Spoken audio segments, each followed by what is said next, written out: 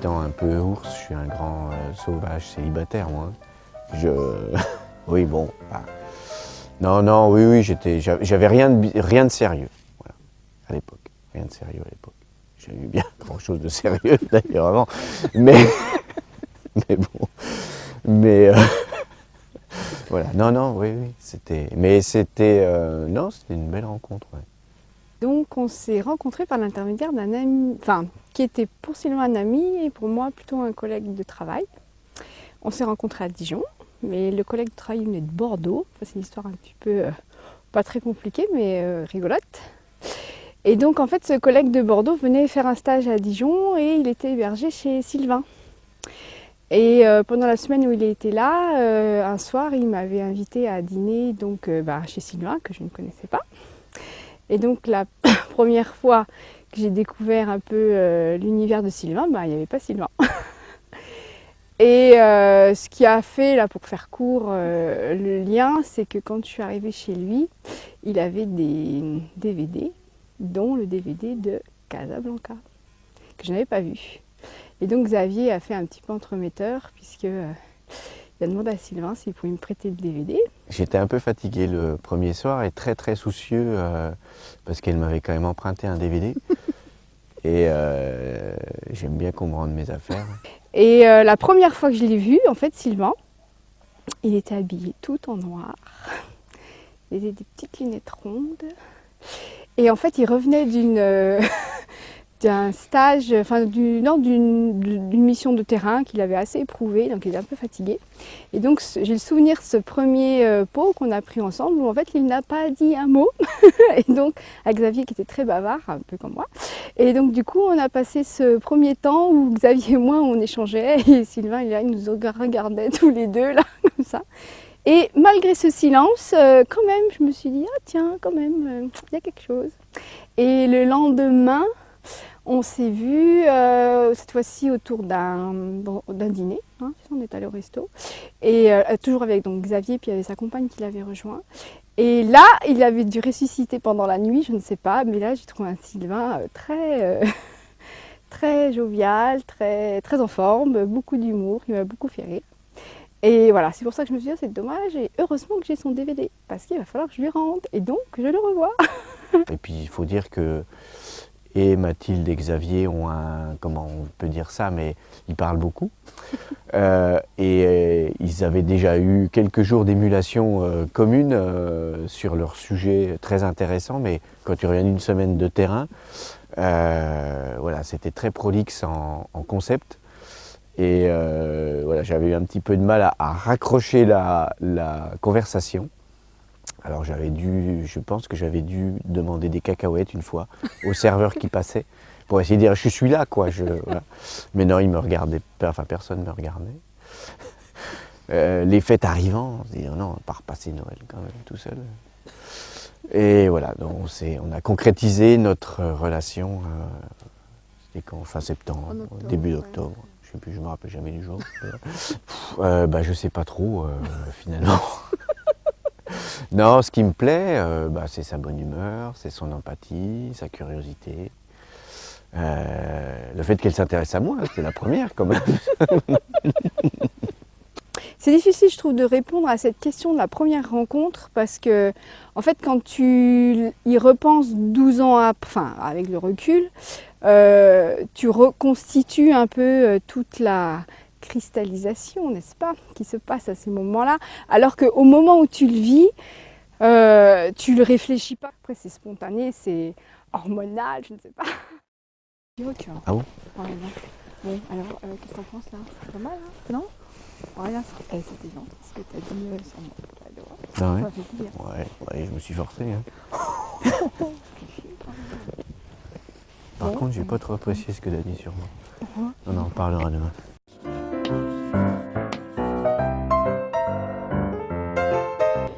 C'est parti. On a acheté un petit local de pêcheurs avec Solène en arrivant à 7 et ça y est, c'est la fin. On termine. C'est les finitions. Solène, c'est mon amoureuse. C'est mon amoureuse de ma vie. On s'est rencontrés, moi je suis allée faire un chantier participatif, c'était il y a 2 ans, par hasard, avec des copains qui m'ont sollicité, qui rénovaient une maison du côté de Loudun. La formatrice qui est arrivée, avec son petit camion, avec des grosses fleurs sur la carrosserie. Et voilà, ça je me souviens que la première nuit j'ai pas dormi. Et puis le mercredi je me suis dit, c'est bizarre quand même, enfin, qu'est-ce qui se passe? Et là j'ai compris, je me suis dit, bah oui, je crois bien que j'ai un petit béguin pour la formatrice. On avait 7 semaines de formation et puis après il y en avait une deuxième en octobre. Et je me suis dit non mais je vais jamais pouvoir tenir, qu'est-ce qui va se passer entre les 2 semaines? Il faut que je fasse quelque chose parce que sinon ça va être terrible là, d'attendre. Et tout d'un coup, une nuit, alors que je dormais profondément, j'entends la porte de mon camping-car s'ouvrir et je vois débarquer, bon là, le camping-car n'est pas grand, donc directement sur le lit, Clarisse. Je tombe des nues parce que voilà, elle me dit, voilà, j'ai besoin d'être auprès de toi, d'être dans tes bras. Moi en plus j'ai su après que a priori je devais m'endormir et j'avais dû m'endormir 5 minutes avant, mais pour moi c'était vraiment plein milieu de la nuit, j'étais dans un sommeil profond, donc effectivement je lui ouvre mes bras, je dis bah voilà, pose-toi. On se dit pas un mot ou quasi, enfin moi je crois même pas un mot. Et puis à un moment, elle dit bah, je vais partir. Je dis bah, si tu veux rester là, mais bon, pareil, un peu comme ça. Elle me dit non, je repars. Puis elle repart. Et puis après c'était la fin, on s'est quitté parce que c'était le dernier jour de stage. Donc moi je suis rentrée sur Montpellier et Solène est repartie sur Paris. Moi j'étais en couple depuis 10 ans, tout allait bien, donc j'étais pas là-dessus. Et voilà, et on s'est quitté assez rapidement puisque on est tous repartis chez soi. Moi, en me disant, enfin voilà, ça m'a pris très vite en me disant oh, incroyable, génial, une belle histoire, elle est super. Et puis j'ai remonté à Paris, j'ai fait 500 km et au fur et à mesure, je me dis non mais là tu déconnes. Voilà, fin du premier épisode.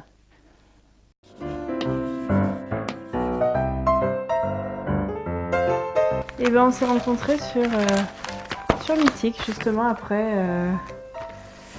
ma rupture. J'avais envie de rencontrer du monde, des personnes différentes que je rencontrais pas forcément de par le boulot ou de par les cercles d'amis.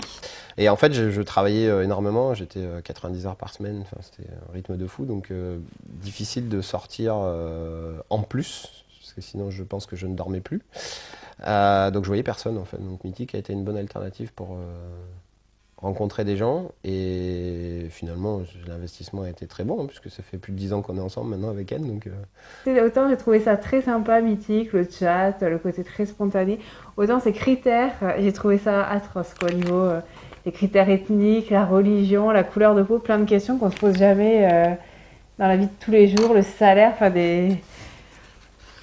J'avais pas vraiment trop mis de critères, je sais, mais c'est vraiment le côté que j'avais pas aimé. Un matin, j'étais connecté à mon bureau sur le site, et puis d'un coup, j'ai reçu un message. Je l'avais sélectionné, parce que c'est moi finalement qui l'ai mis dans mon panier, parce qu'il ressemblait à un acteur du Cercle des Poètes Disparus. Mais bon voilà, donc du coup, je vois un message, un tel vous a mis dans son panier, c'était comme ça que ça s'appelait à l'époque. Il y a dû y avoir des messages aussi du genre un tel a flashé pour vous, enfin une telle en l'occurrence a flashé pour vous. Et du coup, réaction humaine standard, voilà, mais quelqu'un était intéressé par moi, du coup j'ai répondu et j'ai bien fait. Je n'ai pas sélectionné grand monde, mais voilà, il a fait partie de ma sélection. Voilà, la rencontre. Et puis on a engagé la discussion et fait assez rare, ce qui a fait que du coup on s'est pas trop posé de questions ensuite. C'est que je pense on avait dû se donner un rendez-vous vers 19h, 19h30 dans ces eaux-là. Et de 19h30 à 1h du matin qu'on s'est séparés, on n'a pas arrêté de parler. Et c'était la seule fois où, en tout cas dans les rencontres en ligne, j'avais vécu ça et du coup la connexion s'est faite tout de suite. On s'est rencontrés et après j'étais en vacances 5 semaines et justement je faisais faire une semaine de stage de catamaran avec ma soeur et ma meilleure amie. Et du coup, Christophe s'est incrusté au stage, courageusement. Il a fait la connaissance de la frangine et de la meilleure copine. Et c'est d'ailleurs la seule fois où il est monté sur un catamaran. Son père n'en est toujours pas revenu, même 10 ans après. qu'il n'a pas trop le pied marre. Elle m'a dit, voilà, je pars 5 semaines. Et là, j'ai fait, quoi? À l'époque, j'admets que j'avais pas vu venir le fait que, en gros, c'était un peu pour que je sois que je sois inspecté par, par sa grande sœur. Ouais, j'aurais pas été chez la frangine au bout de 2-3 semaines de rencontre. Je pense pas que j'aurais osé.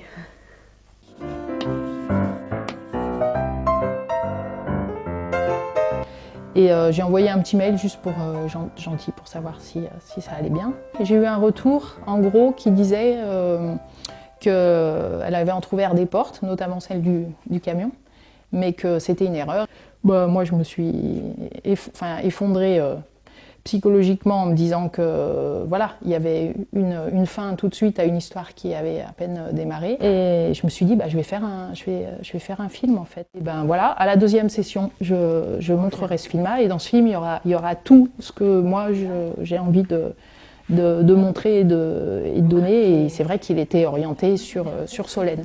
Et ce qui était drôle aussi dans le film, c'est que j'avais pas de scénario, j'avais rien, enfin j'avais pas réfléchi à grand chose, mais ça s'est vraiment fait complètement naturellement.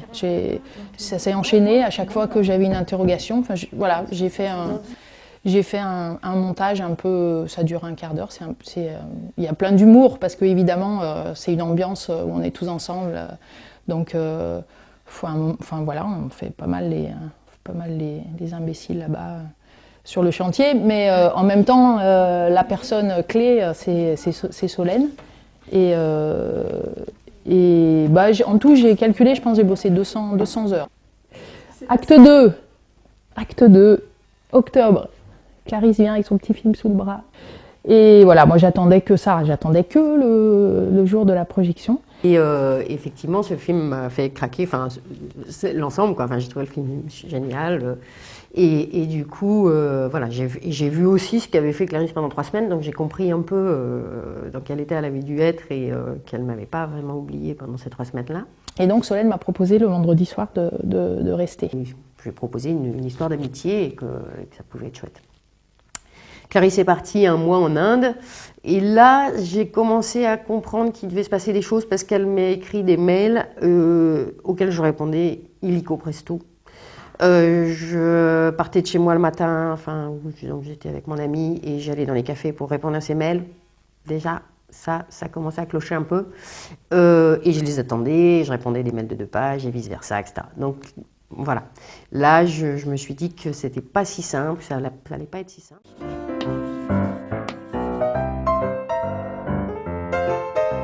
Voilà, on s'est rencontrés un soir dans un bar où j'étais jamais allé, je lui non plus, et c'était le pur hasard. La musique était bien, on a bien dansé. Et puis j'ai vu Sébastien. Initialement, je croyais qu'il était allemand. Je n'arrivais pas à dire que les Français étaient grands. Parce que pour moi, les Français sont tout petits. Je suis désolée, hein, mais c'est le stéréotype que j'ai de vous. Hein. Donc non, initialement, quand je l'ai vu, on a dansé, vraiment, à l'ancien quoi. Il m'a invité à danser pour un slow. Je dis ouais, ok. Bon. J'ai très gentiment expliqué que je ne voulais pas de relation, que c'était que pour une soirée. Et puis 17 ans plus tard, 2 chiens, 2 enfants. Et quand on s'est rencontrés ce fameux soir, bah c'est vrai quand je dis qu'il y avait comme de la lumière sur elle et rien d'autre, c'est comme un coup de foudre quoi. Je voyais plus personne autour et voilà, c'est difficile à expliquer. Ouais. C'est une sensation bizarre, étrange. Hein. Comme si j'étais tout seul dans la boîte avec elle et on refusait de penser qu'il y aura quelque chose après, mais donc c'est pour ça on est toujours. C'était pour un soir, c'était pour une nuit, mais au final, bah, c'est pour une vie. Ah, c'est purement physique. Hein. Donc, quand on est dans une bar, on n'est pas là en train de juger ses capacités intellectuelles. Hein. Donc, on voit quelqu'un, on est attiré ou on n'est pas. Hein. Donc c'était vraiment juste une question de « il m'a plu ». Donc après, on a le droit de faire une rencontre intellectuelle par la suite. Mais bon, le fait qu'on parlait pas la même langue, c'était un peu compliqué aussi. Mais voilà, ça va. Ça va. Apparemment, lui, il pense que c'est parce qu'on parlait pas la même langue qu'on est toujours ensemble. Mais j'ai mes doutes là-dessus. Ma grand-mère m'a toujours dit que c'est le destin. Nous, on n'est jamais allé dans... Lui comme moi, on n'est jamais allé dans ce bar avant, ni après. Donc, pourquoi tous les deux, ce soir-là, on a décidé d'y aller. Il avait ce soirée, années 70, tous les vendredis soirs. Donc, qu'est-ce qui fait que tous les deux, on a décidé là, quoi.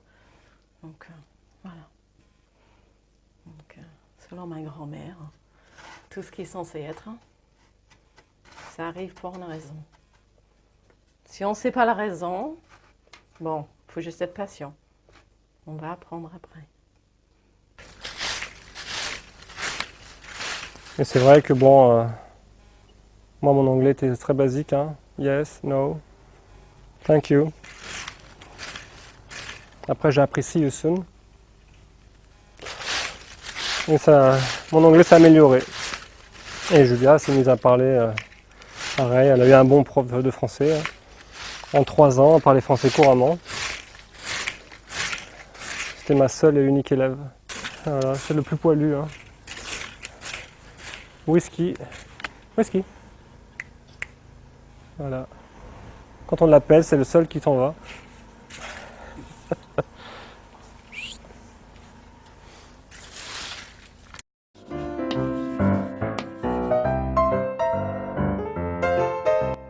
Alors, j'ai rencontré Solène. Et à son retour, eh ben, moi j'avais prévu depuis longue date d'aller faire un chantier chez des copines à Marseille pour faire un tas de lacs, pour changer. Et Clarisse m'avait dit, bah, si tu veux que je te donne un coup de main, elle m'avait dit ça à l'époque, j'avais dit bah, on verra. Puis bon, encore une fois, je me suis dit voilà, ça vaut mieux pas, ça va être un peu compliqué que ça. Et, une semaine avant de descendre sur ce chantier, j'ai un accident de vélo et je me retrouve avec la jambe dans le plâtre, enfin dans une attelle. Donc je descends quand même. Et là, pour le coup, Clarisse, elle me dit, bah là, t'as une jambe en moins, je vais venir t'aider. Bon, d'accord. Et le dimanche, moi, normalement, je retournais bosser le lundi. Et j'ai dit à Solène que je resterais bien dormir avec elle à Marseille. Mais que si je restais dormir, je ne dormirais pas dans la chambre à côté d'elle parce que j'avais déjà fait et que dans ces cas-là, je ne dors pas. Donc, Solène m'a dit oui, il n'y a pas de souci. Elle allait voir ses copines, elle a dit Clarisse va rester dormir. Mais pour économiser des draps, pas trop faire de lessive et tout ça, on va dormir ensemble. Mais oui, mais oui. Et moi, je me retrouve avec mes 2 copines là, à finir le chantier. Et il y en a une qui me dit oh, c'était chouette quand Clarisse était là, vous aviez des sujets de conversation, c'était sympa et tout. Là, de quoi on va parler? Je lui dis trouve un sujet. Puis 5 minutes après, elle me dit voilà, on va parler de Clarisse. Je dis ça, bravo. Donc, elle me dit, bon, mais attends, t'as pas vu cette fille, elle est complètement amoureuse, t'as vu comme t'es froide avec elle, c'est pas cool, à quoi tu joues, elle est géniale, vous allez trop bien ensemble. Le lendemain, moi, j'avais formation secourisme au boulot, je me souviens, ça, je m'en souviens très bien, j'étais complètement ailleurs. Et j'avais dit à Solène que je reviendrais à Marseille. Et là, elle m'a envoyé un message en me demandant quand est-ce que je revenais. Et je crois que les filles avaient dit, ces 2 copines, qu'on mettait le champagne au frais. Donc, en fait, je savais quand même qu'il s'était passé quelque chose et qu'on était... Voilà, qu'on serait ensemble et que notre histoire débutait à ce moment-là. Et en 2 heures, même pas, en une heure, elle m'ouvre les yeux, le cœur, la porte, enfin tout. Et je me dis, mais oui, quoi. Enfin, je veux dire, j'ai senti là que je m'étais vraiment bloquée, parce que j'étais avec quelqu'un, parce que fidélité, parce que plein de choses. Et tout d'un coup, ouais. Et là, c'était incroyable parce que j'ai eu le coup de foudre. J'ai eu le coup de foudre, Clarisse n'était pas là, elle était au boulot. Et ça a été une révélation en un quart de seconde.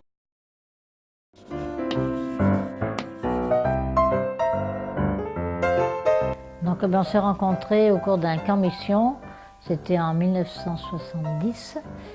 Moi, j'habitais en Auvergne, lui habitait en Champagne. Et cette activité était organisée par le diocèse de Rouen. Et là, on était tout un groupe de jeunes venant de différents coins. On habitait dans une maison, on partageait les repas, enfin toute la vie. Et là, mon mari, qui n'était pas mon mari, à l'époque, il avait rencontré pendant ce camp mission une petite jeunette qui faisait partie du groupe. Donc et puis moi, il ne m'intéresse pas du tout. Enfin, j'avais pas. Et puis moi non plus, je ne l'intéressais pas. Après ce camp mission, on s'est retrouvé avec ce cousin de Strasbourg et cet ami de Clermont-Ferrand. On se retrouvait à Clermont-Ferrand pour un échange d'après-camp. Et c'est là où il y a eu le tilt qu'on peut pas beaucoup expliquer, voilà.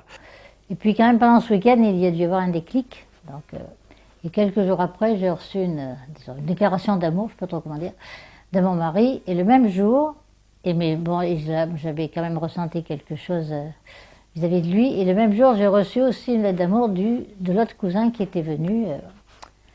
Donc ça faisait un petit peu bizarre. Mais moi, je savais à quoi m'en tenir. Donc après, là, ça a commencé. Mais alors pourquoi là, c'est autre chose.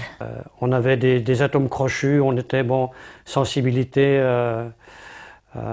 égale au niveau politique, au niveau religieux. On avait chacun une situation. On était déjà mûrs parce que j'avais à l'époque 26 ans, c'est ça, 26 ans. Bernadette 24. Donc on n'est pas partis comme des fous. Moi, j'étais assistante sociale dans ce domaine-là. Lui, c'était plutôt un commercial. J'étais engagée syndicalement. Enfin, j'étais très jeune professionnelle. J'étais engagée syndicalement. Lui, il était plutôt petit chef, petit cadre. Donc, c'était pas forcément. Il aimait bien les belles voitures qui allaient vite ou sportives. Moi, j'en avais rien à faire. J'avais une petite 3 chevaux. Donc, on n'avait pas apparemment de point commun. Alors, pourquoi il y a eu ce déclic? Alors que l'autre cousin qui m'a écrit le même jour, en fait, il ressemblait plus à ma vie. Enfin, il était. Mais mon choix s'était fait avant. Quand on s'est séparés après notre rencontre de ce camp mission, on s'écrivait régulièrement. Et Bernadette, j'ai dit, mais t'as gardé ces lettres-là? Tout récemment, je lui ai demandé. Et elle me dit, mais oui, mais je les ai, ces lettres. Et elle vient de me les donner là, il n'y a pas très longtemps. Et je relis avec émotion tout ce qu'on pouvait s'écrire. Et ensuite, à plus de 70 ans, des choses qu'on ne se dit plus. Et ce jour-là, en plus, je devais aller manger au resto. J'étais dans un village près de Clermont-Ferrand. Je devais aller manger au restaurant à Clermont avec un jeune du village où j'étais qui m'avait invité. Je pense qu'il avait peut-être des petites vues sur moi. Pas moi, mais bon, on allait au resto. Du coup, j'ai annulé le restaurant. Et je suis restée chez moi. Je lui ai dit, bon, je peux pas. C'est pour fêter mon anniversaire, mes 73 ans. Et on a reparlé un petit peu de notre rencontre, justement, avec Bernadette. Et il y a des petites anecdotes que nos enfants ne connaissaient pas. Et je trouve que c'est bien de pouvoir perpétuer la mémoire comme ça. Parce que dans quelques temps, ils seront bien contents de savoir un petit peu le passé de leurs parents, des choses qu'ils ne savaient pas, qu'on n'a pas toujours eu l'envie de dire ou de rentrer dans notre intimité, quoi.